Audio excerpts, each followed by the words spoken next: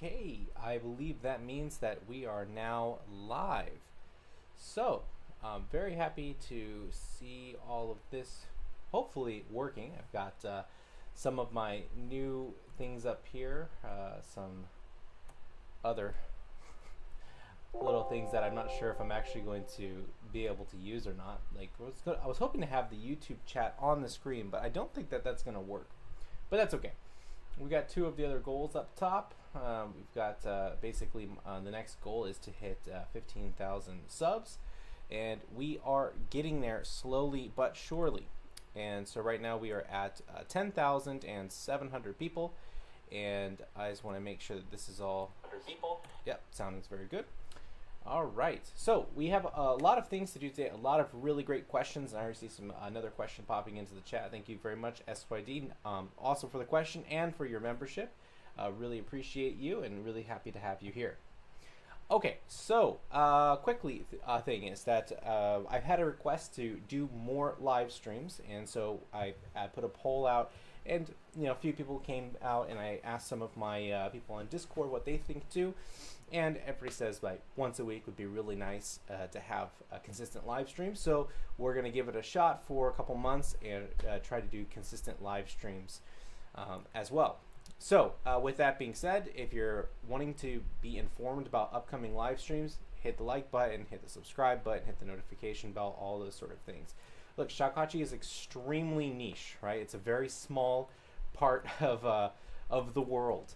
So we can use all the support you can give, and it's amazing that we have 10,000 people that care enough to subscribe to the channel. So it's amazing. I'm over the moon about that. But let's make it to 15,000. Okay, so today's topic for the live stream is going to be answering all of your questions about Shakuhachi. So I went onto Discord and I had my a lot of the people who are members there, as well as my students, ask some questions that they have about Shakuhachi. And hopefully, we will be able to answer those. And as SYD said, yeah, I really wish the instrument could be more popular worldwide. Well, I'm working on it, okay? Trying my best here. And so hopefully we can get it to be an even more popular instrument worldwide. And there's no reason why it can't be. Okay, so as well as that, I do want to talk a little bit about the membership program that we have on this YouTube channel for learning Japanese music and learning about Shakuhachi. So quickly, we're going to jump over to the YouTube screen, and when you join up and you sign up as a member on YouTube, there are some options for becoming a member. So you have the Shoden level, Chuden level, Okuden, and so on and so forth. So when you sign up for the Shoden series, you get all of these episodes, right? You get basically. It's 52 videos here, and just a lot of teaching material that's offered here. Next is the Chuden level, and so the Chuden level doesn't just it's not just these 25 lessons with all of these pieces, which have like a variety of tunes and a variety of honkyoku and so on. You also get this technique series, which is an additional 20 videos all about different techniques on the shakuhachi.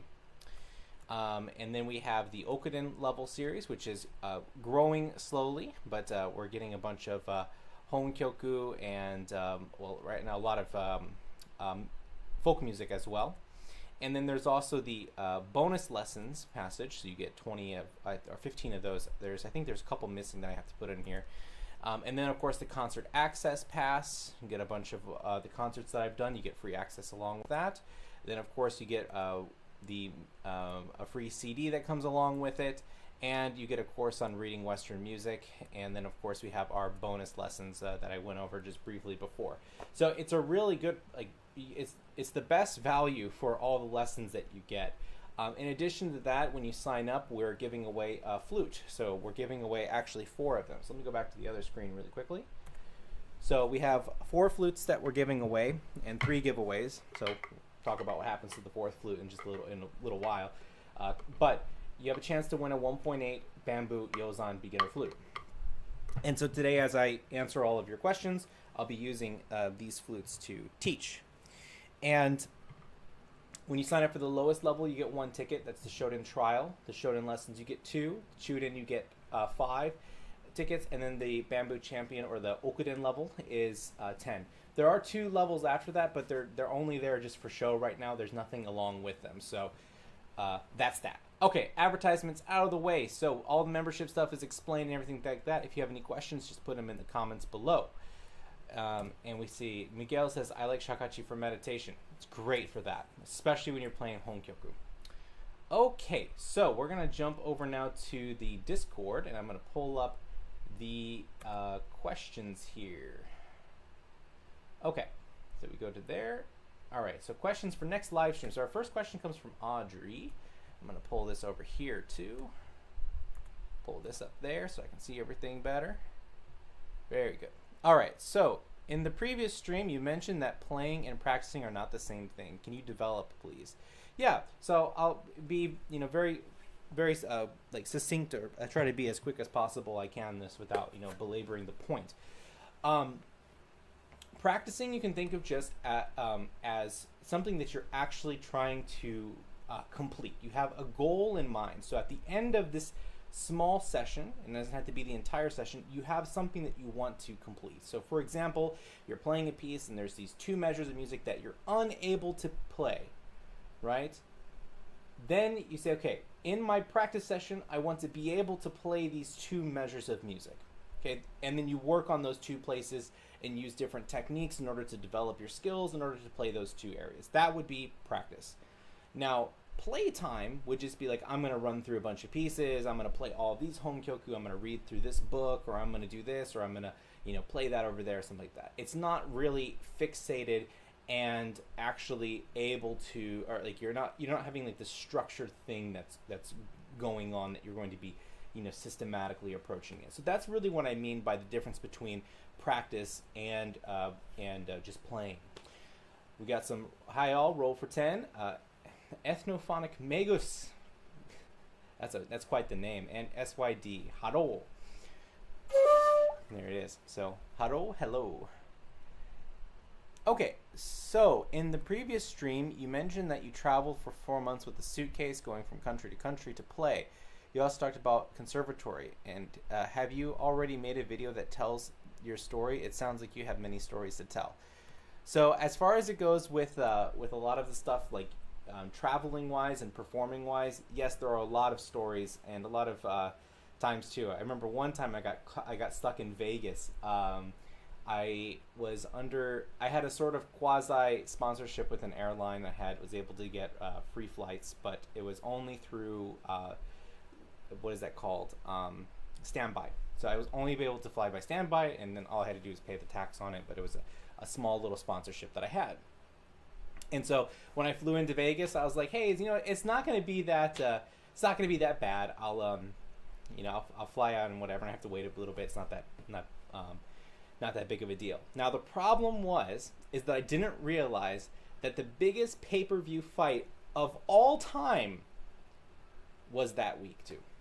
So the day I left was the day after the fight. It was Mayweather versus Floyd, I believe. So it was a huge fight, and so I can tell you right now that I sat in the airport for a long time, but I did play in the airport for a little bit. So that just one little example of a small little story of something that I did not consider as I was flying from one place to the next. All right, so. But yeah, maybe we'll do more stories like that of some of the things with performance before Corona happened. Because after Corona happened, it really messed up a lot of things with just my concerts and concertizing in general. And so after that, my concertizing and going out and performing just really went down. And I never really tried to go back to build it up again. A lot of the things I do is I do things locally in Japan. I did travel to America recently to do a performance and concert. I was invited as a guest at a music flute festival, the World Flute Society. They invited me out to do a couple classes and a concert, and I went. It was an amazing time. Highly recommend anybody who's into Native American flutes or just wants a really interesting flute festival to go check them out. They should be doing it not next year, but the year after. So there's that. And so Audrey, if you have more questions in the future like that, just remind me, and we'll pull up another story, and if one that comes to mind. I can also tell you about like performances that paid like an obscene amount of money for almost like no work, and then the vice versa. Like you show up and you want to do this, you do this concert, and they're like, "Oh, we thought you were going to do it for free." It's like, no, I talked to somebody, and then I signed papers. Okay, Oliver, we have two questions from him on this one. So, how does anatomy, or lip specifically, but also generally, matter? Okay, so the anatomy of the lips, and is it possible to overcome bad anatomy? You mentioned in the video that you would just offset the airstream, and this is what I generally hear, but no one ever goes into detail about it. And so I asked him to clarify on this this particular subject, and so he said generally when people speak about lip anatomy being a problem, one of the proposed solutions is offsetting the airstream and you create to one side. And so one of the general practices you mentioned quite often is the ah-oo shape, and how that would work with an offset to one side, or offsetting the flute to one side or the other. Okay, so these are really, this is a really complicated question, and what he's really talking about is if you have a dip in the lip. And so like I have a very slight dip so that I can play right on the center. And so he's wondering, does that dip actually affect the sound when it comes out? And the answer is yes, it does. But it's going to be way more affecting a Western flute player than it will affect the shakuhachi player if you are blowing in the sotobuki style. So there are two ways of blowing the shakuhachi in general. Of course, I'm being very, very general about this. But there is the sotobuki approach and the uchibuki approach. So sotobuki means to blow out, and then uchibuki means to blow in. So blowing in, uchibuki, is more of like what the European players would do, right? They're blowing inside the flute, they're curling the lips in order to make the sound. In the way that I teach it is I teach by going for the lower lip, right? And this is a very common KSK, Chikushinkai, that kind of way of approaching the playing shakuhachi. So the air goes against the bottom lip, and so the anatomy of the upper lip doesn't really matter as much as the lower lip does. So in general, this should not be an issue. But let's say it's a really big dip in the front of the lip. Then yes, you're going to need to offset, because the airstream will be blocked, or it will offset what you're doing, right? The air is not going to go exactly where you want it to go. So how do you overcome that? Because like, let's say for example, when I teach the right dead center, okay, and I teach the ah-oo approach, right? So we'll get like ah, but you can still do that offset. I'll kind of do it dramatically, ah, ooh. So you can still get that same sort of start and offset it. Now, with the offset, you are going to lose some tone, right? It just is what it is. And from my experience of playing, anytime you offset, you lose core to the sound of the instrument.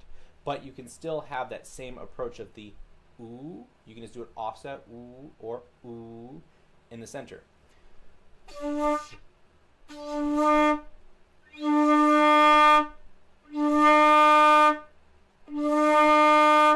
So it still works. It shouldn't have any effect on that whatsoever. So I hope that helps answer your question. And this might be something where I have to think even more about it and go into the Taidu tips thing. Okay, we have two questions in here as well, so I want to also answer it in the live chat. So, questions. How to tell if there's something wrong with my flute? Okay, so SYD, it's a great question, right? And there's a lot of things that could be wrong with your flute. So first off, we have to ask, all right, is it made by a reputable maker? All right, if it's something you bought off of Amazon, that it could just be some random person who's drilling holes. Was it an eBay flute? Was it made by a hobbyist? Like, so though, if it's one of those three, then most likely I would just say it's probably the flute. But let's say it's either the Shakuhachi U, it's the Shakuhachi Bell, or it's made by a very reputable maker. All right, so now we have to look. Okay, is there cracks in it? Is there any sort of like kind of damage that happened on the inside? And it really becomes a long list of possible issues. So the main thing that I would do if you're having some problems with your instrument and you think there might be a problem, send me an email with pictures of the flute. and tell me a little bit about what's happening, and then I can get you set up with one of my assistant teachers, and they'll help you with your flute issues. Okay? So let's do another one from the live chat. We have Jeff. How does capsize affect playing? All right, so first off, what he means by capsize is he means by these caps that go on top of the flute. By the way, you should always have the cap on top of the flute when you're not playing your instrument. I can't tell you how many times I've run into a flute, knocked over my flute, it hits the ground, and I have the cap on, and the utaguchi is safe. This is the weakest part of the instrument, so this part is the most susceptible to breaking. So absolutely keep the cap on. So capsize. Basically, there's like a good range of capsize when it comes to Giatti flutes, right? And I'm going to speak more in general terms because there are really wide bore flutes, there are very thin flutes. So there are exceptions that fall out of this. But in general, the ideal cap size are 6 to 8, right? 6 to 8. Those are really the best sizes. Now, as you get bigger flutes, you're going to want to maybe stay on the bigger side of this. Now, the reason why is because the bigger the cap size, now again, if you get too big, you're going to lose this. You're going to get more volume and more color, and then also more tone. The thinner flutes tend to be more for people who want to play minyo. The thicker flutes tend to be for people who want to play honkyoku. Now again, it's just a generalization of it. It's not always the case. I've played thin flutes that are very loud and powerful, have great dynamics and so on, but it's, there's a range of things here. But in general, if the flute is thicker, you're going to have an easier time to get more power behind it. Okay? So let's go back into the Discord chats really quickly, and then we'll walk back into the live chat. So keep the questions coming in. I'm here for a while. Okay. Magus, who's also writing questions in the chat. Thank you for being here, and thank you for being such a good, a great subscriber. You're asking all the right questions. You're taking full advantage of all the stuff in the YouTube. And Discord. You are the exact person I made all of these subscriptions for. So, and you're making awesome progress too. Magus, he often posts videos of his practice inside the Discord and is getting feedback from the other people who are on the membership, and they're all really getting good really quickly. So you guys are living proof of it. Thank you so much for your support, and thank you for being here today for this live stream. Okay, now enough being nice. Let's answer these questions. Do you think it's possible to get Shoden level only by following video lessons? I'm kind of aiming for it while I'm sorting out my finances to be able to afford online lessons. Okay. It depends on who you are. Now, Magus, in your case, absolutely. And the reason why is because you're not just limiting yourself to watching the video and then being one and done. You upload videos of you performing. You're asking for feedback, you're working with my students, my associate teachers, and you're also getting feedback from me when I have the time to be on Discord. So for someone who's taking full advantage of the program and using all the things, I think it's absolutely possible. Chuden, yes, but I think there's going to be a lot more questions that are going to pop up, and you really should be working with somebody one-on-one. It's a great resource, right? It will really, really help to, speed through things, so you're not necessarily asking about how does a note sound, how does a rhythm work, and whatever, and we can focus on more individual issues that are happening in your playing. But the Shoden, I think with full confidence that you can go all the way through it the way that you're doing it. Chuden, I think you can do most of it. Okuden, it just becomes a bonus resource as you're continuing on your lessons, and that's my honest opinion on that.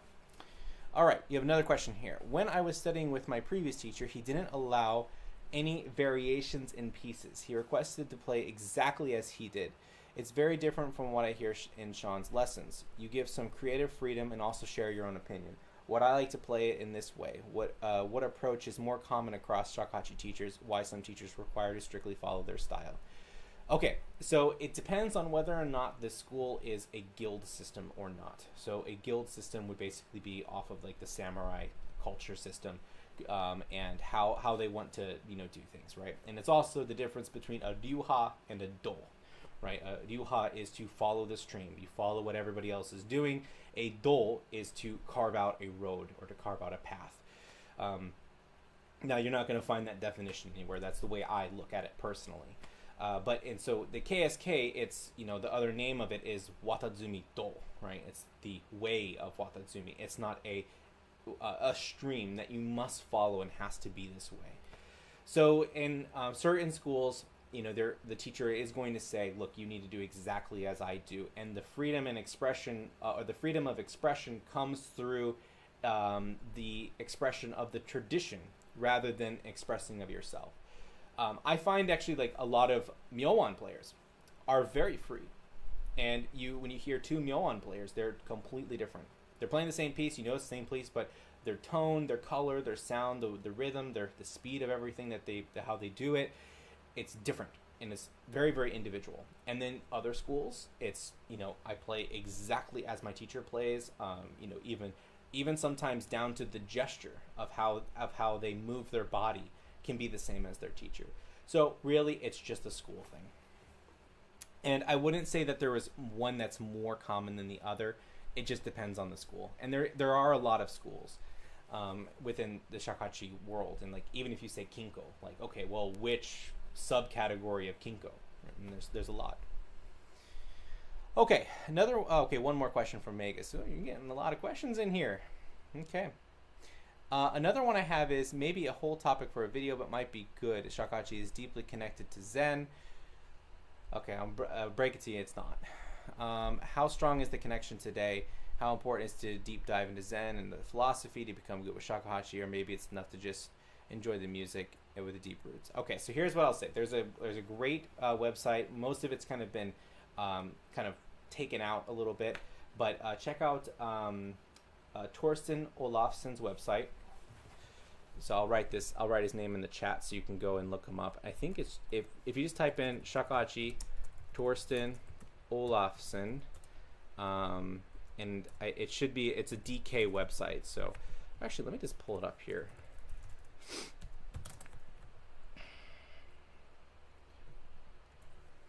And then I'll just have this. I don't think it's incredibly necessary to have a really, really strong historical background in these pieces. There a lot of people, even within the KSK, that's not the point. The point of expression is through learning the pieces. All right, let me see. I can't find it right now. This is I hate it when I want to find something that I can't find it. But anyway, so it's Torsten Olafsson's website. I'm just going to post his primary website right now, and I think you should be able to find it through there. Anything with basically Japanese music and so on and so forth. He's a wonderful scholar, Japanologist, and I really enjoy not just only his Japanese stuff that he does, but also his the band that he does with his brother. It's really good music. So all of it, check it out. It's really good stuff. Okay, so but in general, there's historically speaking, there's not a connection with Zen and shakuhachi. It's a much more recent thing, and you could totally do it. I'm not saying that like, okay, well, because Sui Zen's not a historical concept, ergo it's bad to do. Like, not at all. Like, it's a totally reasonable practice. It helps a lot of people. It's a wonderful thing to do with shakuhachi. It's just not something that was done 300 years ago. Okay. Moving on. Okay, we got a couple more questions in here. So let's go. We'll do Megus's 2 more questions in here, and then we'll go to Megan Popple. Can YouTube membership perks include a review of a student recording once a month, please? I'll think of it for a higher perk, because remember that takes a lot of time. It's not just watching the person's video, but then also crafting a video afterwards to make a response to it. So maybe at a higher level. What are difference between Kinko Tozan flutes besides the shape of the Utiguchi insert? Okay, so you're going to find more differences between individual makers than you're going to find between Kinko and Tozan today. Now, historically speaking, you're going to get a huge difference between them, and mainly it's about the size, like how they size out the bore, and so on and so forth. That's a really big conversation. Normally,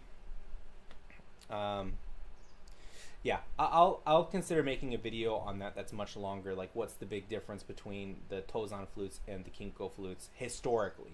Because a lot of the makers you make it's just a mouth insert. It's not actually something that's crazy different. Again, it's the way that the person individually, like, for example, you can find two people who both study with Chikuzen Tamai, right? Legendary shakuhachi maker, and both students make completely different flutes, right?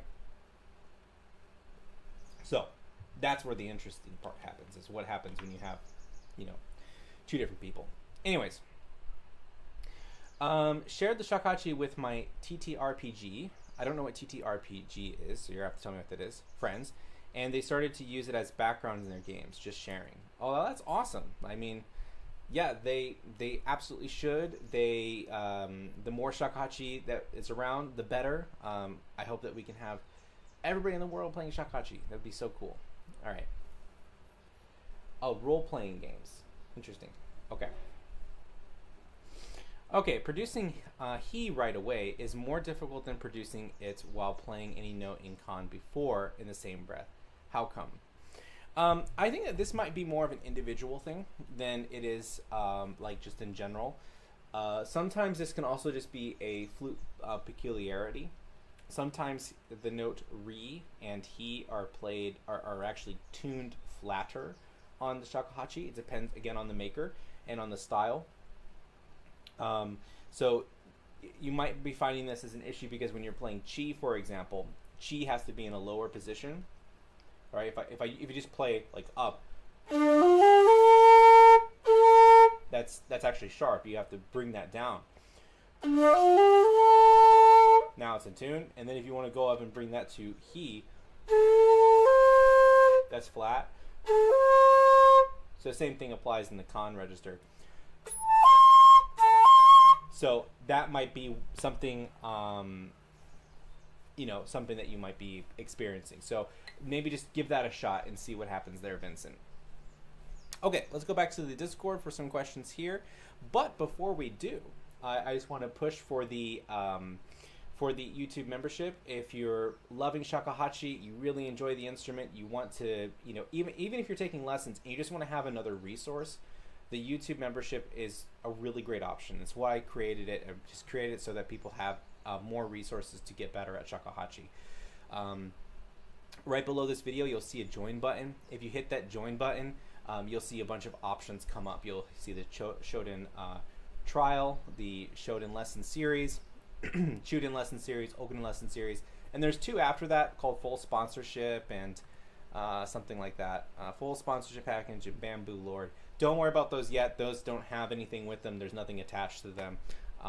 They're just there as fillers right now. I'm not sure what to do with them, or even if I am going to do anything with them.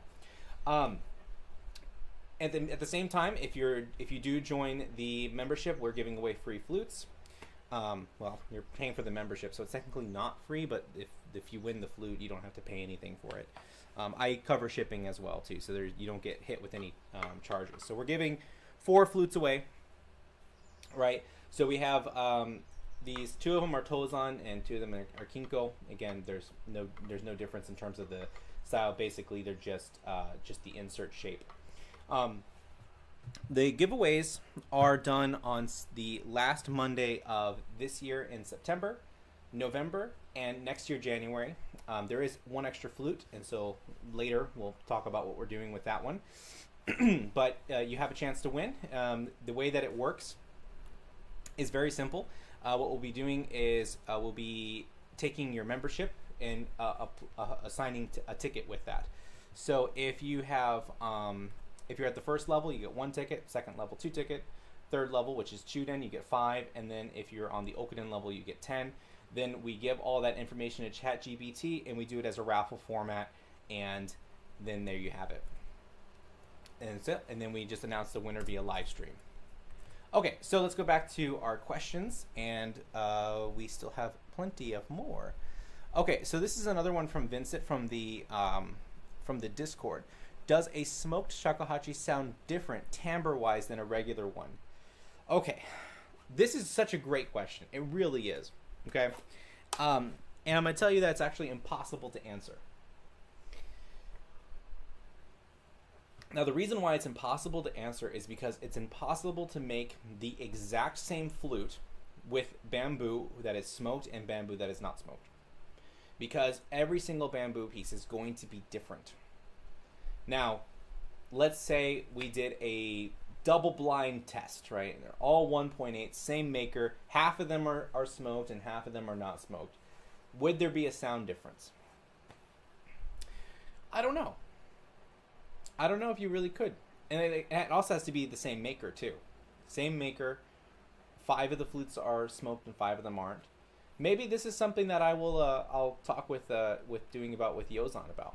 Let's see if we can do, does smoked bamboo actually make a sonic difference versus not? My inclination for Giadi flutes is no.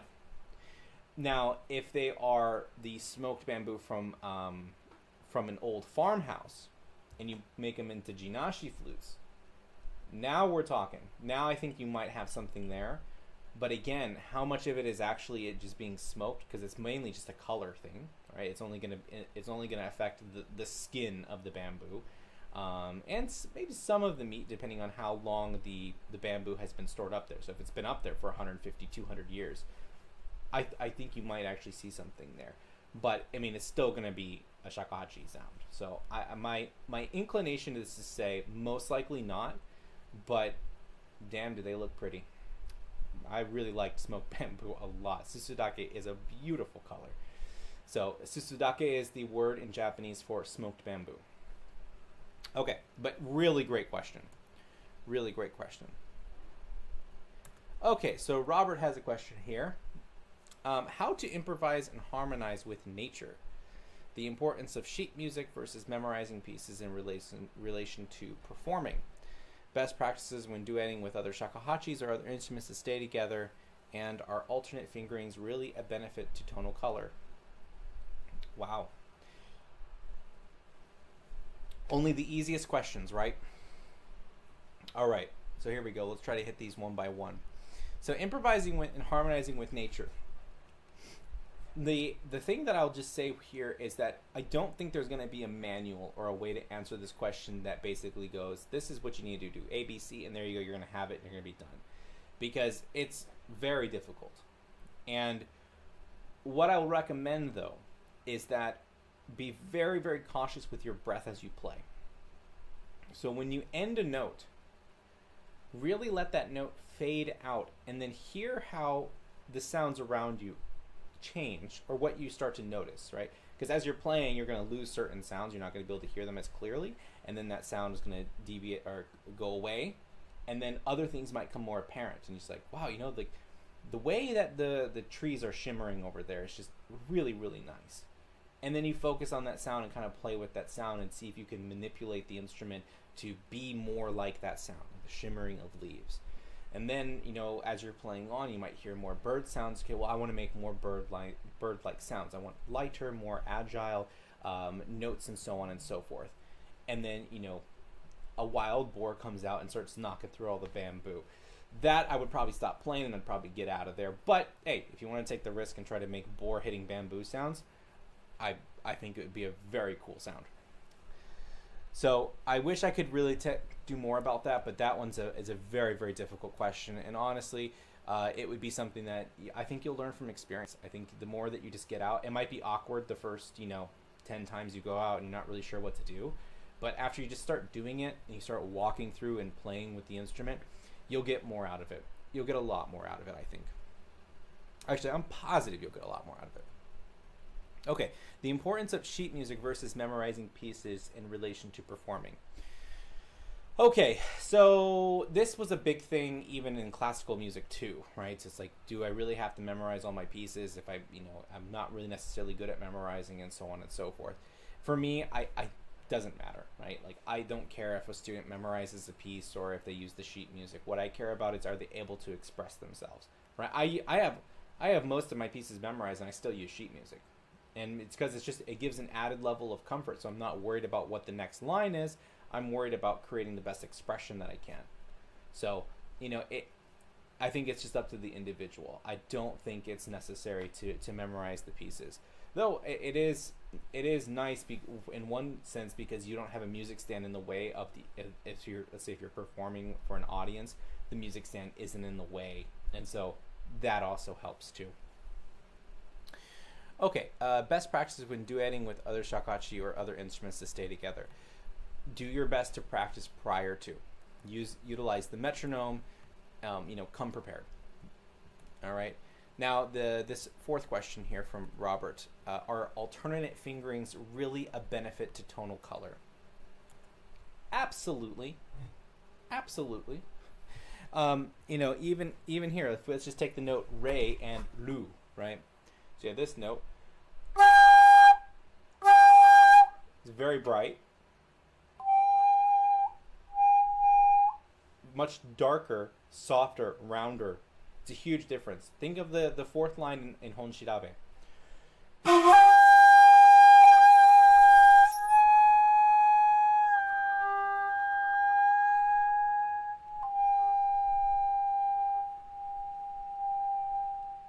Like distinctively different colors by each fingering, right? There's 3 different fingerings that we use: re, chi daimeri, and ru, and they're all different in their colors, dynamics, sounds, overtones. So absolutely, and so there you have it.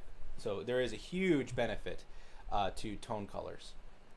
Okay, let's get back into the live stream chats. We have a couple more coming here. Blah, blah, blah, blah, down. Okay, SYD asks, is it normal for shakuhachi to be quieter than Western flutes or even shamisen? Is it normal? Do you have any suggestions whether I should practice with breath control or even more consider miking? Okay, so let's just talk about shamisen for a second, okay? So there are 2 different types of shamisen. Actually, there's more than that, okay? But we're going to talk in generalizations once again. We're going to say that there is the tsugaru shamisen and there's the nagauta shamisen. Now, there are more. There are way more. I understand that. We're not going to talk about those right now because we could go... Look, if you want to know more about shamisens and be more in detail, go call Kyle. Kyle from Bachido. He'll help you. But the old nagauta style, the same shamisen that they use with sankyoku music, is nowhere near the sound of the tsugaru shamisen on the really fat-necked instruments. So you're going to be at a disadvantage there. One shamisen player can outplay 2 shakuhachi players easily. So in that case, mic. Just mic it. It doesn't matter. Balance it out and whatever. Those instruments are so loud. I have a really, really nice flute that has a lot of power behind it. And even when I'm playing with Kyle has to tone it down, right? He can't go full blast when I'm playing. And I play loud. I can play very loud, and he has to tone down for me because he's way louder. Now, if I was miking, he can go full blast. We did like a bunch of CDs together, and we have a bunch of other instruments, koto, taiko, and so on and so forth. On there, it doesn't matter, right? Because we're gonna, we record into mics, and there's mixing afterwards. Okay. Now, Western flute, again, really depends on the player. Like if you're up to like a professional, I think that the professional player is probably going to be able to outplay you in dynamics very easily. I think that they would even give me a really good run for my money in terms of just dynamics. They're going to be louder players. Their instruments are built to project, right? The modern Western flute is meant to sing over an orchestra. The shakuhachi is not. Now, the modern shakuhachis are designed to be much louder than their Edo counterparts, but they're still nowhere near as loud as the Western flute. But if you look at something like the Air Reed X, now the Air Reed X is very loud. It's very loud, but it's also metal. So, blah, blah, blah asks a question, which is, do you live in Japan? And yes, I do. And he says, if so, where? I live in Nara. And I can tell you how much of a Nara-ite I have become is that even my cups have the Nara deer on them. So, I really like living in Nara. It's a wonderful place. It's very beautiful. Finally, we have one day that is just a little bit colder than the others. And when I say colder, I mean it's still 33 degrees outside. Fahrenheit, or sorry, Celsius. So it's very, very hot with a relative humidity of around 75%. So it does feel like walking outside into a dog's mouth, but it's way better than 37. 37 was yesterday's temperature, and I opened the door. I said, nope, closed the door, and I went back inside to hang around my air conditioning unit because that is how hot it is. So, man, it's been very, very hot this year as well. So very, very hot. Okay, so I think that is all the questions on the Discord. I'm going to have to look through again just to be sure that I hit all of them. In the meantime, if you guys have more questions, please write them into the chat, into the live stream chat. Really appreciative of you all being here and asking the questions and helping out making the live stream actually a thing. Because if there's no one watching, then of course there's no point to do the live stream and answer any of the questions. We've kind of jumped around numbers from, I think the highest number I saw today was about 18 people watching. So very happy with that. We're going to be changing the times up a little bit from here and there just to see what works best for everybody. So let me give you what's going to happen with next live stream, because next live stream is going to be a little bit different. We're actually going to start a little bit later, and this live stream is not over. I'm still going to take more questions, and I have a couple other things that I want to talk about anyways.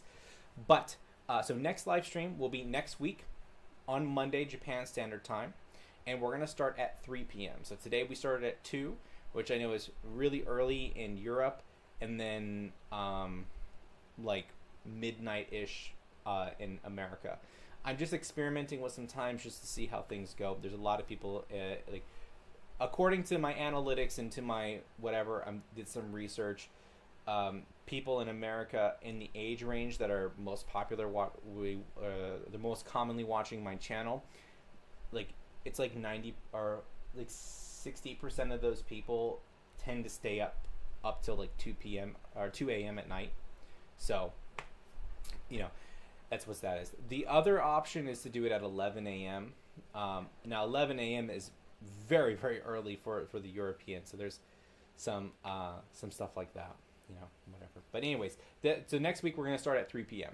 All right, that's basically what that is. Now that live stream link is on YouTube. So let me send that out into the chat really quickly. And then I'm going to get to Mark's question as well. Here we go.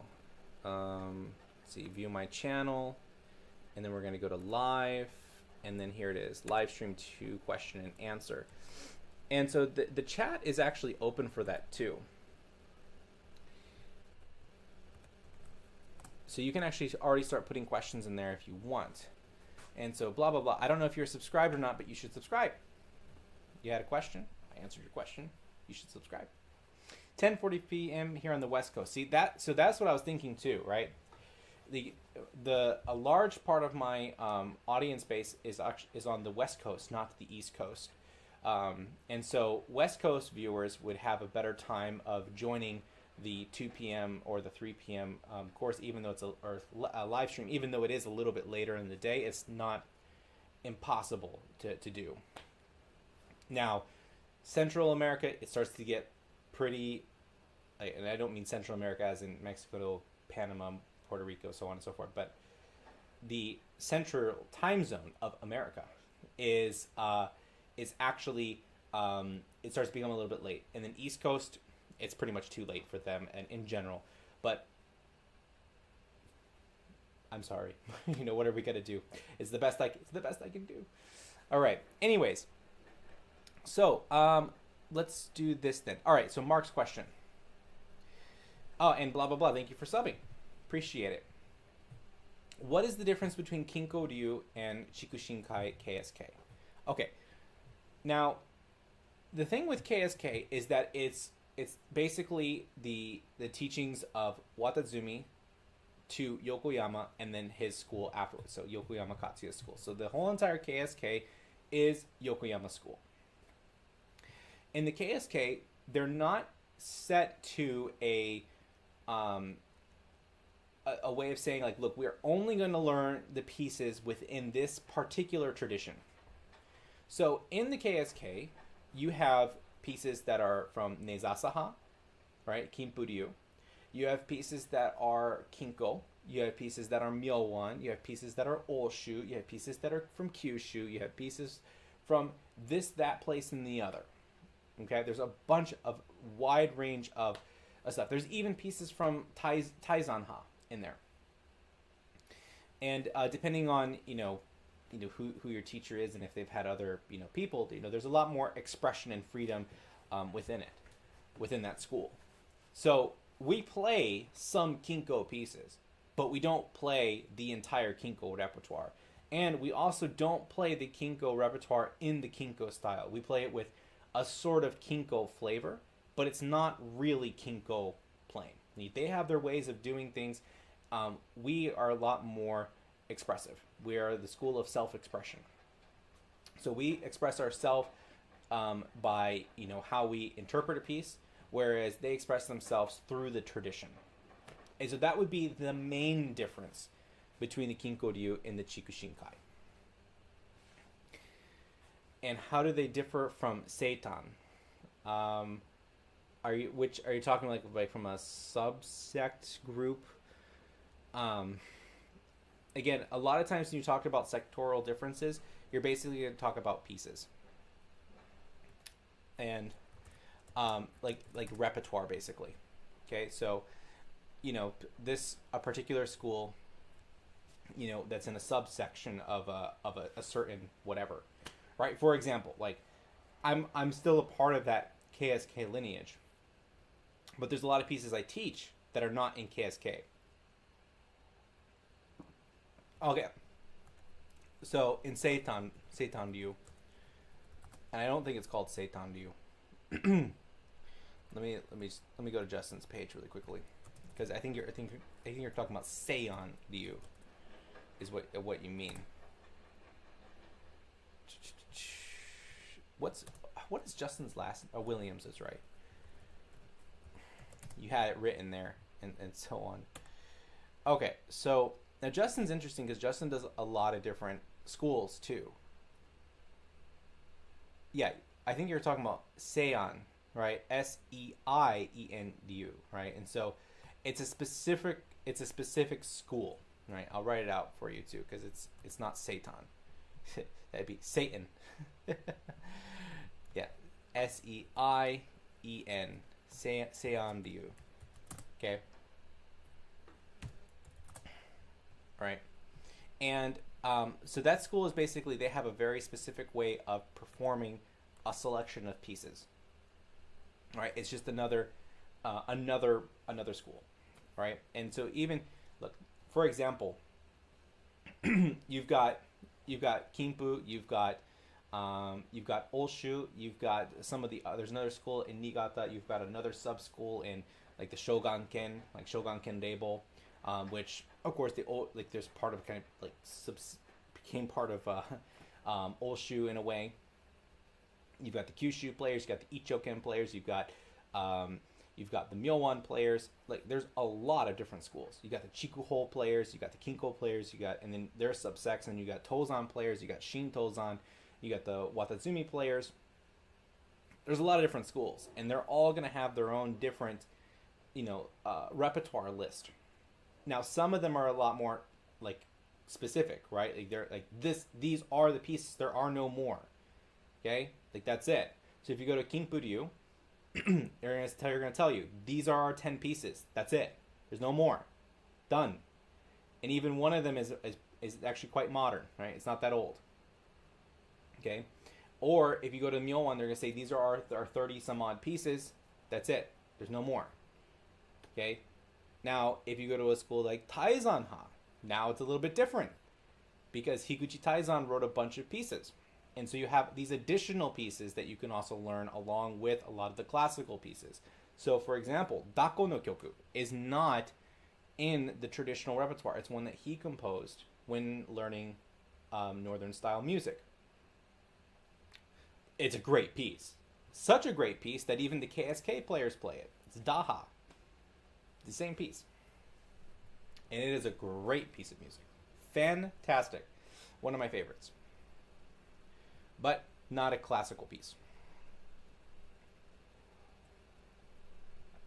So in the KSK school, this is also by blah blah blah. I guess you have to learn several different types of or kinds of notation systems. Nope, we only use one. It is mostly it's the Kinko notation, with a few differences. One of the differences is actually like the way that they use Ru. The note Ru in Kinko is interpreted differently than the way that we use it in KSK. So now that doesn't mean that you're limited to only learning that KSK notation, right? Because I can read Kinko notation, I can read Tozan, I can read most of the Kinpu stuff in the north. I can read the Oshu notation and so on. So you're not like limited. No one's holding you back. Like, well, you can't. You no longer are allowed to read this, or whatever. And I can read the Fu Hou Wu system too. But is the average KSK player going to be able to read those? Not necessarily, unless there. Let's say a KSK player learns. Let's say they learn Neizasa Hashirabe.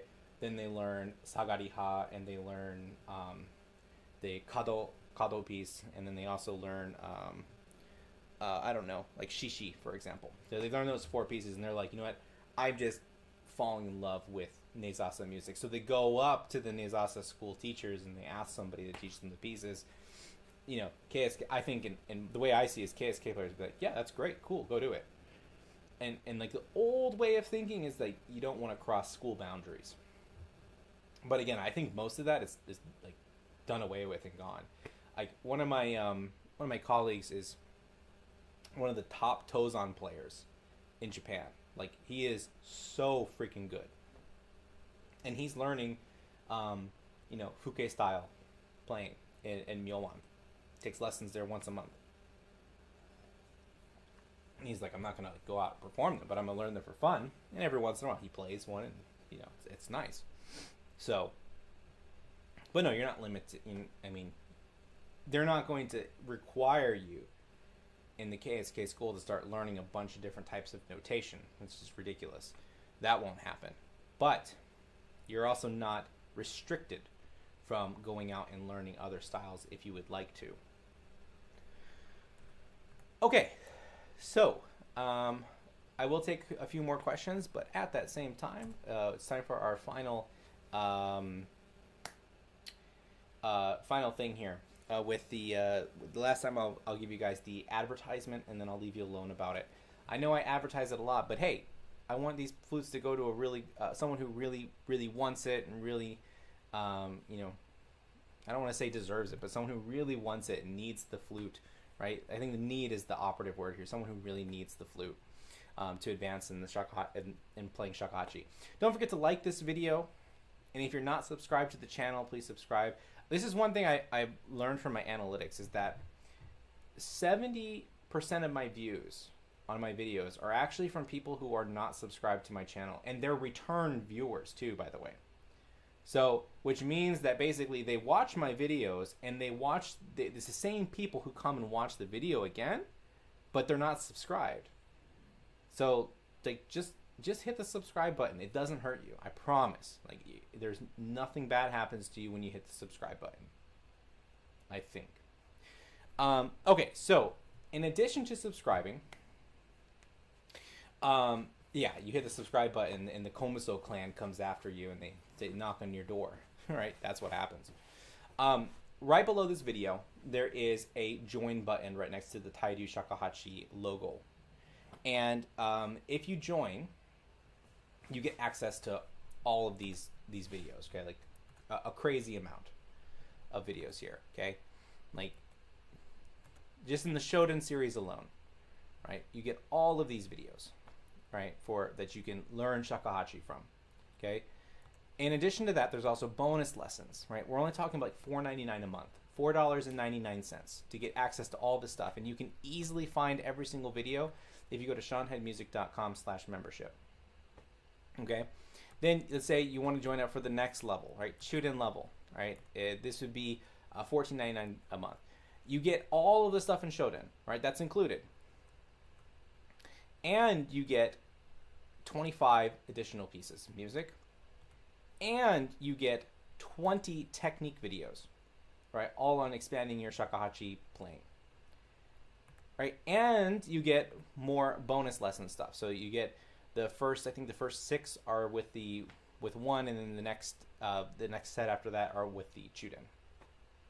Okay, that's like you can't even watch all of that stuff in a month. Like you physically can't, right?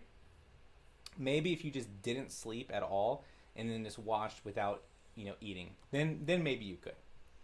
Okay, then after that, there's the Okuden level, right? And this is the one I'm working on right now. We've got Shingetsu, we've got Eko, then we've got a bunch of folk music that I've put in here.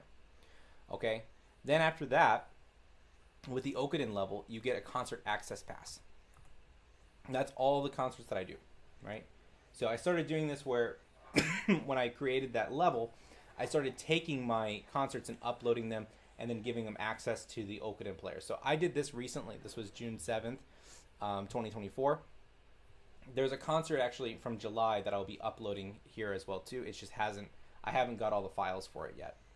And then there's one happening this weekend that will also be uploaded here as well. So this does stay fairly up to date and so on. Okay. Then after that, there's also a free CD that comes along with it and a Western music reading course. So this is very, very basic. You're not going to be able to start like, oh, I took Sean's Western reading course and now I can read Wagner opera scores. Like, no.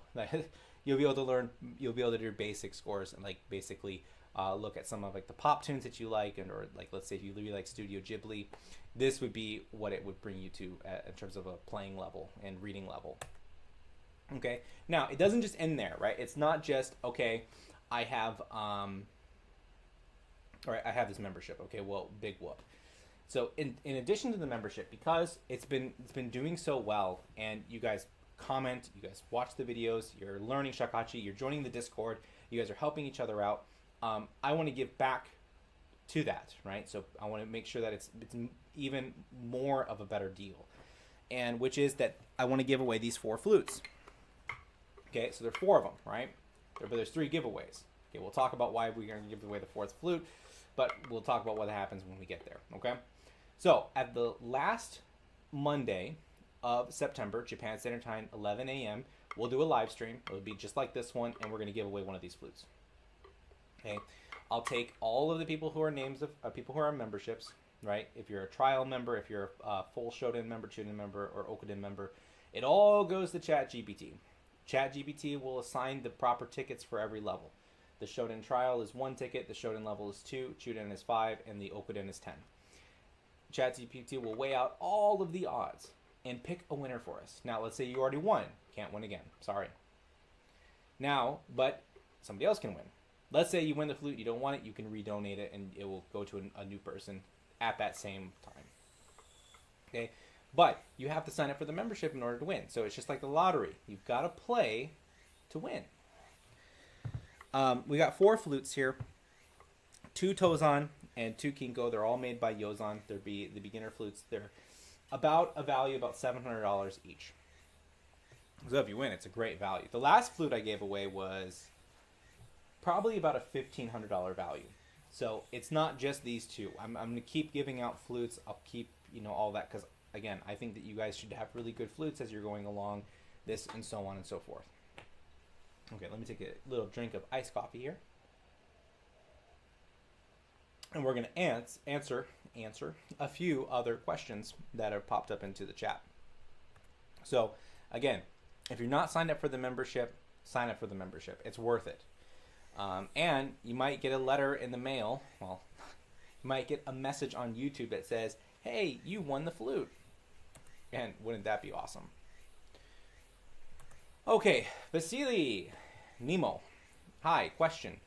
Why do I lose 80% of my sound quality on a bad day or just in a new environment after not playing for several days or being nervous? Okay, a couple things that could be happening here, right? So most likely the case is it's probably a tension thing, right? So bad day. Let's say you slept wrong, right? Or you have a big crick in your neck and it's like, oh, I feel awful and whatever. And you try to bring the flute up and it's like, oh, right? That's going to be a tension thing. It's going to be a body thing. If the body's not feeling well, the shakuhachi is not going to sound well, right? And I have those days too. And then they really suck when it's like a full lesson day and I got 8 students to teach. I'm just like, oh, I'm gonna sound awful for 8 hours of teaching here. This is gonna be terrible, but you get through it. Now, the other thing you mentioned here, so that's the bad day thing, right? The bad day thing, it will pass. One thing that might help though is to like get out of that little bit of that rut, is actually just go and drink a quart of water, right? Which would be like what, 750 milliliters of water, something like that. Just drink a bunch of water, sit for 10 minutes, and so on. Did I miss Audrey's question? Can you? Oh, I see it up there. Okay, yes, I will answer that question too. Sorry, Audrey. I didn't ignore you. I promise. But let me finish with this question. Right. So drink a bunch of water, and then just give yourself 10 minutes, and it might actually make you feel better. Just a little bit of water goes a long way. Now, new environments. Okay, couple things could be here. Going up a mountain, and if you're gonna let's say you're hanging out in Japan, you're in Okinawa and whatever, and then you decide to go to Tibet. That elevation difference is going to affect you a lot, especially on your lungs. Okay, that's just put it out there right away. So that's why that could be. Also, if let's say if it's really dry, so Audrey also had talked about me telling stories. Let me tell you a story about it being dry, because I think that this will answer the question too. Before I tell the story, several days without playing, of course you're not gonna you're gonna have to bring some things back, right? You're gonna have to get into the practice room and get back into it. Nerves is a whole nother thing, but nerves in general also goes along with tension. So you're probably just experiencing a lot of tension issues. And another thing too about when we lose the sound, it's like a domino effect. Once one domino affects, like, oh, my row isn't sounding good. Oh, then my two's not sounding good. And then boom, boom, boom, boom, boom, boom, boom, boom, and then before you know it, I can't play. Right? So a lot of times before that happens, before all the dominoes fall and you just build up frustration, set the flute down, go drink a bunch of water, give yourself 5 minutes, watch a funny YouTube video. Cat videos, dog videos work great. Come back to the flute and try again. But separation will really help. So I had a concert at the Fred Fox School of Music, which is at Arizona State University. I have a contact there, who is Daniel Asia. If you don't know who Daniel Asia is, you should know who he is. He's a fantastic composer.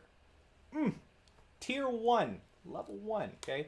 Worldwide, world class level composer. Really great guy, super nice. Treated me so well while I was there. Anyway, so he's my contact. We did some stuff with the composers, and then I gave a concert. I gave some presentations for other people and stuff like that. Thing is that I was normally at that time I was living in Houston, Texas, and it was, I think, October, November, so very, very humid. It's very nice. My skin loves it. The flute loves it. It's all good. Then I go to Arizona, where it's 10%, 15% humidity, and the first thing that I notice is just my mouth is just so dry, all the time. So it just didn't matter how much water I drank. I just always felt like my mouth was dry.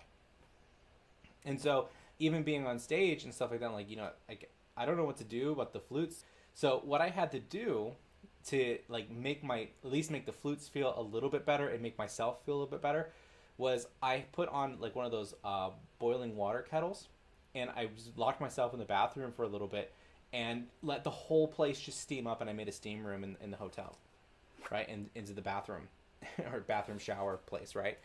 And then after that, I'm like, oh, I could finally feel like I'm breathing. I don't have to feel like I have to jug a gallon of water.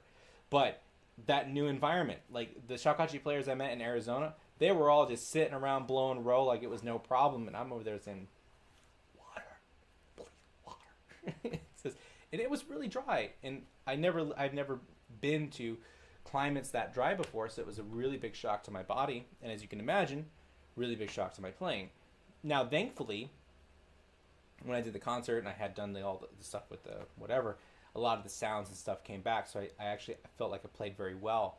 But if I didn't have done that, I think I would have been upset with myself as for performing there. So that answers that question. So let's double back and let's go to Audrey's question. Could you recommend 3 shakuhachi players to listen to in order to develop our ear and improve our playing? Yes. And what goes into your ears will come out of your sound, by the way. So you should listen to really good players. Okay. Player number 1 that I'm going to recommend is you need to listen to Watazumi. Player number 2, Yokoyama. Player number 3, Taniguchi. All right, I'll give it their full name. So you have Watazumi, Doso Roshi. You have Yokoyama Katsuya. And then you have Taniguchi Yoshinobu. Now, I'm also going to give you a couple bonus players too. I got to go to my CDs though because I want to make sure I spell this guy's name right. I don't want to mess up his name. Data. And let's see here. It'd be really funny if I was like, I'm looking this up and like taking the time out and just go, yeah, oh yeah, his name is Sean Head. Okay, let's see here.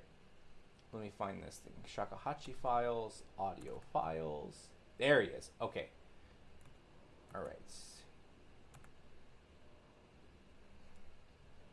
All right. So 2 other bonus people. And the reason why I'm going to recommend this guy is for color. All right. I think that his color is very, very beautiful. All right. So, Tani Kyochiku. Okay, bonus. Another bonus player is Takahashi Kuzan. Okay. So, there you go. You get 3 of the KSK, or, Watazumi, the teacher of Yokoyama. Yokoyama Katsuya, obviously the head of KSK schools and something like that. And then lastly, Taniguchi, who is my teacher's teacher, and also who I've been in contact with for some time, and who also gave me my most recent certification. So then, Tani Kyochiku for sounds.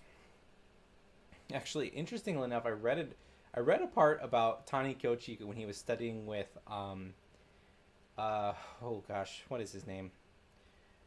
I feel like it was I gotta look up the name, otherwise I'm gonna mess it up. I don't want to mess up names. I'm super bad with names, and so it's really easy for me to start saying like, so and so, and then people goes, so and so never did that. I go, huh? What are you talking about? And they look, oh, it's not that person, it's this person. So let me just look this up really quick. All right, so there's I started making a like my collective thoughts on Honkyoku.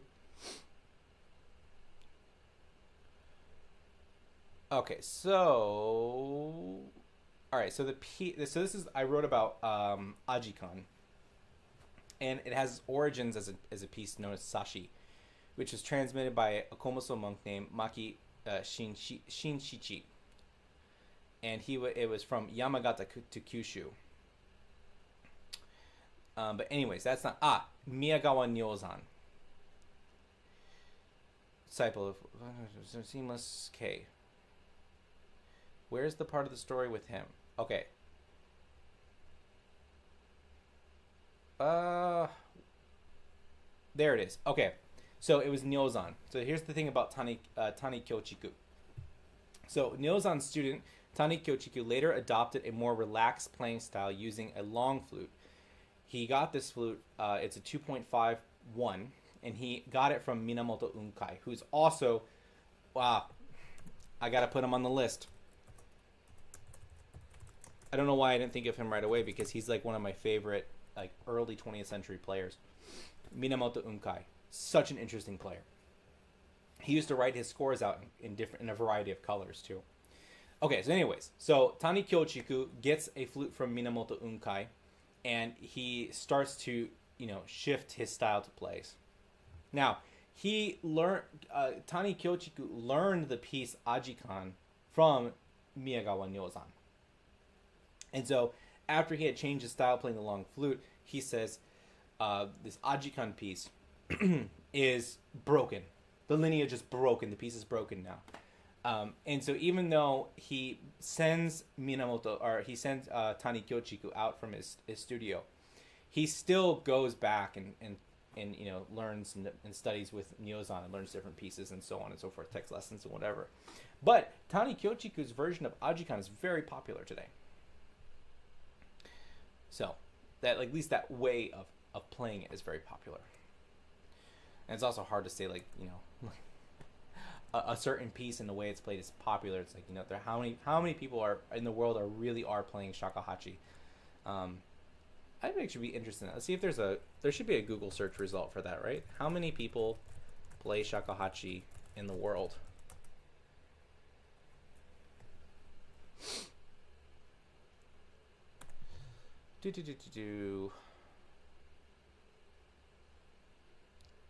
Nothing comes up as a thing here.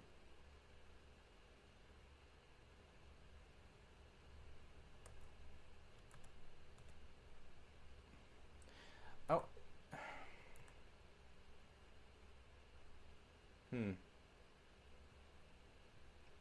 Yeah, I don't think that I would be really shocked if it was like over 500,000 people today. I think a long time ago, like maybe 50 years ago, I think that like 500,000, easy number. I think it was a lot more popular in Japan at that time and so on.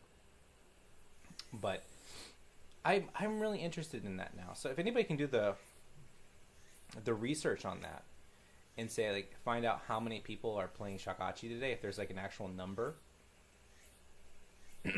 Overall, the global number could range from 5,000 to 10,000 or more. ChatGPT. I think it's way more than that. It's definitely way more than 10,000. Now, let's talk about people who have shihans. I could see 5,000 to 10,000 people who have shihans in Japan alone. I could see that number being like realistic. Outside Japan, maybe add another 1,000 on it. So you get like 11,000 shihans running around. But players, just people who enjoy it as a passing fancy, it has to be more than that. It has to be more than 10,000. That'd be an interesting poll to figure out. I don't even know how they do that.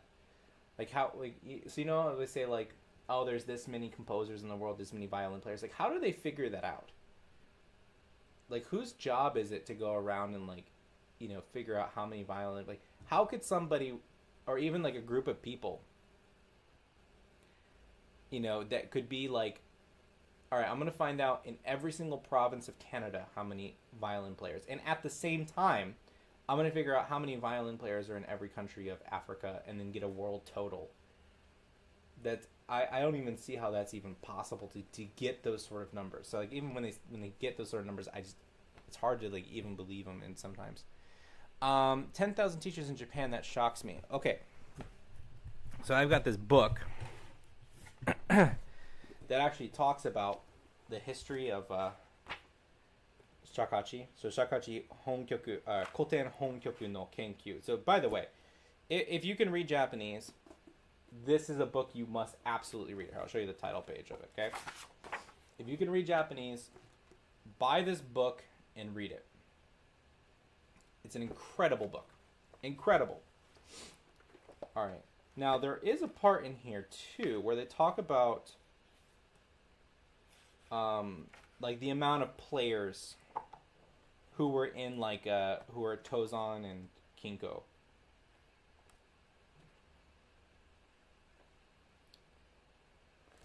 Okay, before we even do that, let me just show you 10,000 teachers in Japan. That shocks me. It shouldn't, because Vincent answers the question. They're all Komaso spies. Okay. And as Mark says, not all shihans would be teaching. That's correct. All right, so listen to this, okay? Here's the abstract from it. Okay, this study attempts to clarify the mechanism of creation and the changes of individual classical honkyoku pieces for the shakuhachi, a traditional Japanese vertical flute. characterizations of which are represented by being anonymous and oral in terms of composer and transmission, respectively, and also provides a speculative model to understand and examine the mechanism. First, the author has conducted a survey by examining the historical scores and sources of the Kinko-ryu, one of the transmission lineages, to clarify the compositional process of the Honkyoku and the performance practices during the periods from the late 18th to the first half of the 19th centuries. Okay, so it's all the historical things. Now, in the book 2, all right, so we have to look at transmissions and changes. I want to look at forms and development.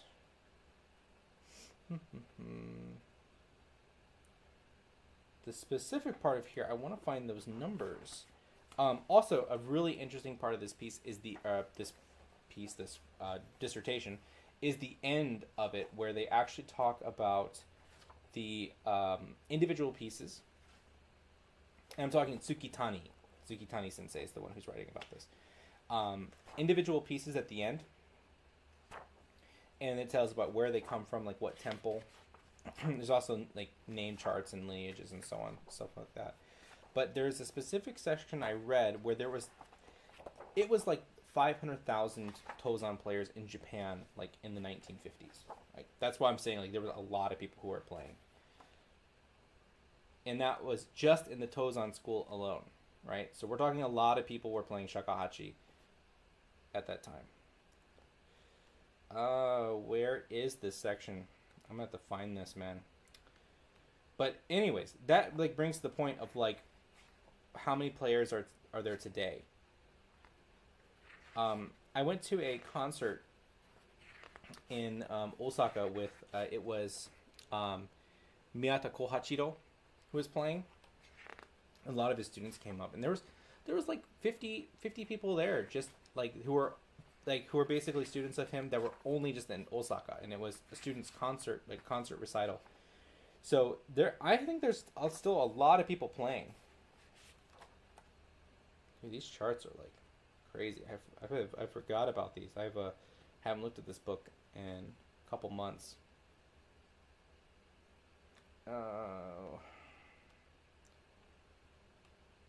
Yeah, I'll have to find that in there. But there was like some crazy numbers about like how many players and whatnot.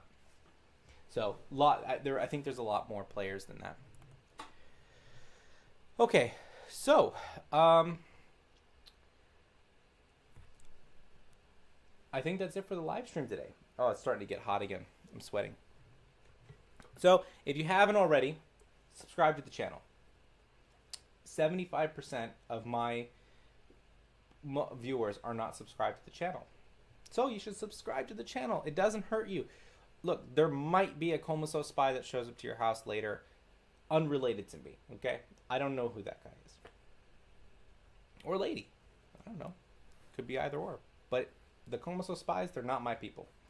They might be on my Discord server, but I don't send them anywhere. If you join the membership, you have a chance to win one of these lovely flutes. And first level 1 ticket, second level 2 tickets, third level 5 tickets, fourth level 10 tickets. The other 2 levels have nothing to do with anything.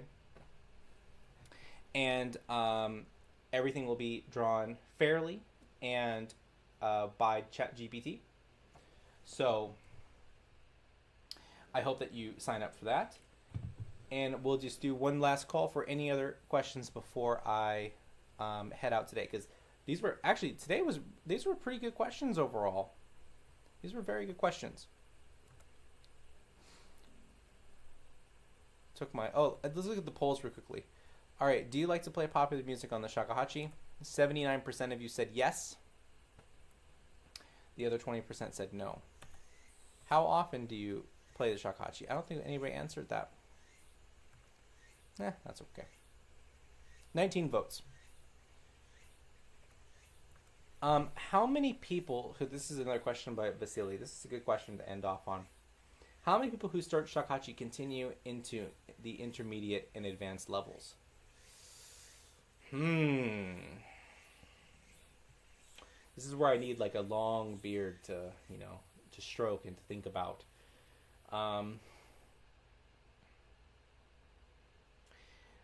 So usually what my point of like where I kind of cut it off for people is that if in the first 3 months, usually the dropout rate is 20-30%, right? It's pretty big. I would even maybe push to even 40%. That 40% of people quit in the first 3 months. Once they're after the first 3 months of taking lessons, the drop off rate just completely shifts, and it becomes much more likely that they're going to continue on into the advanced levels.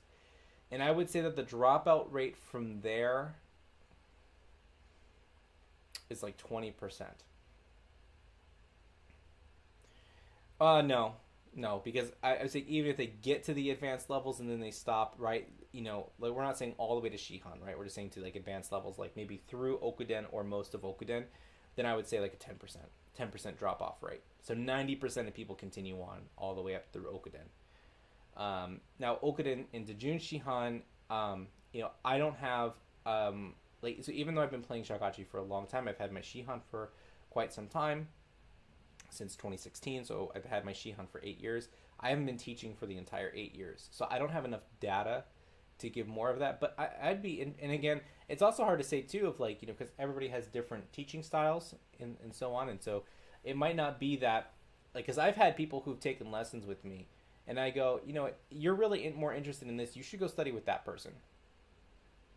Or I've had people who have studied with me, or they take a lesson with me, and I say, I'm actually going to send you to my one of my associate teachers, right? Because I think that their personality will just fit better with them, and they're more interested in what that person is interested in as well. So it doesn't make sense for me to continue teaching them. So I'm not putting those numbers in there as well. But it would be nice to have like a larger pool of data. So maybe like in another 10 years, I can answer that question and give you even a more accurate answer. But yeah, most people from my experience continue. Right? If they go past 3 months, they keep going. Maybe many people quit before even starting any lessons. Oh yeah. Oh, absolutely. Absolutely. I'm sure there's one of the things we're working on right now, and I say we because I have my advanced teachers, or like my associate teachers, they help me out with stuff, and we come up with ideas for the channel, how that we can support and give back to the shakuhachi community, how we can grow the instrument and make it more popular, and whatever, get more people to play the instrument to enjoy it. And so we're doing this kind of like ultimate shakuhachi guide, so you can look forward to that in the future on the channel. And we're supposed to hopefully try to get people set up really nicely, because I think part of it too is that there are a lot of really bad flutes on the second market. So you pick up a flute that can't actually make a sound, and you're struggling there trying to make it make a sound, and then you're reading all these articles that are like, oh yeah, man, the shakuhachi's so freaking hard. It's like you can't even get the first sound in the first 6 months, right? It's like, well, then no wonder they're gonna quit. Like, you're telling them these things, and it's not necessarily that the shakuhachi is incredibly difficult. It's that sometimes you just have an instrument that just doesn't work. And so having a really good instrument, that's why I really support the shakuhachi bell and the shakuhachi yu. Like, I don't think you can use it for a long time. Like, wouldn't recommend a person to hold on to the yu for years and use that as like their professional instrument. By no means. But in terms of just starting and having something you can work with for the budget, the yu and the bell are fantastic instruments. And I wish people would start there rather than just buying a random bamboo flute that they found on Amazon, eBay, or even like the Facebook Marketplace.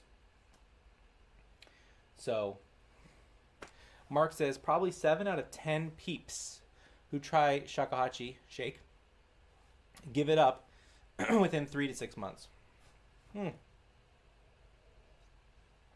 Are those with bad flutes though? Like, because again, variables. Let's say if we took those 10 people and they all had, let's just take it as even, right? let's say they all have a Shakuhachi U. How many of them are going to quit? I think that the number would get significantly better. I think that it would be like 5 out of 10 or 4 out of 10 would quit. Because they actually have an instrument that they can utilize versus, something that is found online, which they can barely even make. And, sometimes people can get something online and like the fact that they're even able to play it is like shocking. Like, wow, you must have spent a lot of time to get that instrument to sound the way that it does. Right? Like, why does your shakuhachi have 8 holes in it? It's supposed to have 5. The modern ones can have 7, but why does it have 8? So it's experimental, extra hole on the middle finger right hand. So that kind of stuff. But again, I full support Shakuhachi U, Shakuhachi bell. I think people should use those if they're on a budget. It might be harder to find the bell because as blah blah blah was mentioning here, is he has one of the last bells made. He's not making them anymore. So everything's going to be circulated on secondhand market, right? So you have to find somebody who's willing to let go of it. So if you can find one, I would buy it because the people who are going to buy them, they're going to start keeping them. And I have a feeling that because there isn't going to be any more that are going to be made, the value of them are actually going to raise up, which is interesting. It's going to be a shakuhachi mold that is going to raise in value. And actually, not all of them are different too, because of the making process. Each one is going to be slightly different. The U, you're going to be able to get the same price. I don't think that the upgraded versions of the U are worth it, if I'm to be completely honest. But the lower, like just the basic level, totally worth it. I'd pick it up. So there you have it. All right, well, it was absolutely wonderful having you all here for the live stream. Thank you so much for all the comments. Thank you so much for the engagement. Thank you for the wonderful questions. Be sure to stick around, like, subscribe, and hit the notification bell. We'll be here next week. We're just going to start an hour later, and we'll just see how it goes. And then I will kind of figure some numbers out, work some things out, and then we'll do another live stream the following week. So thank you again. どういたしまして。ありがとうございます。感謝いたします。All of the proper greetings and aizuchi, as they say in Japanese. And I will see you guys next time for another one.